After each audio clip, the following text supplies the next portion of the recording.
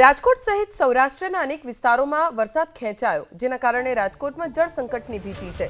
રાજકોટના જળાશયોમાં 1 મહિનો ચાલે એટલું જ પાણી છે। આજી અને ન્યારી ડેમમાં 10 સપ્ટેમ્બર સુધી ચાલે એટલું પાણી છે।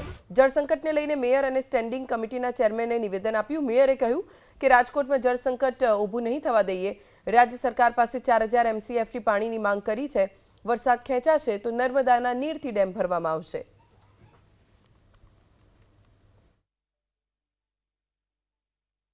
રાજકોટમાં 1 મહિનો ચાલે એટલો પર્યાપ્ત પાણીનો સ્ટોક આપણા જળાશયોમાં ઉપલબ્ધ છે।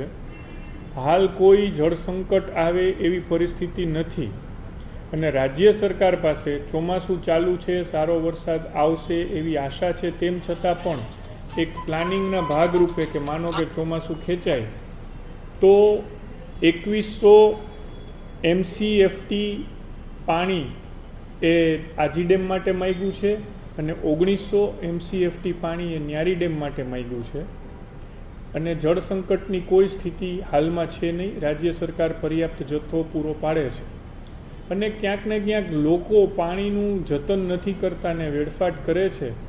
એમને મારી અપીલ છે કે પાણી પણ એક જતનલાયક જણસ હવે બની ગઈ છે, તો જરૂરિયાત મુજબ અને ખપ મુજબ એનો ઉપયોગ કરશો એવી વિનંતી છે।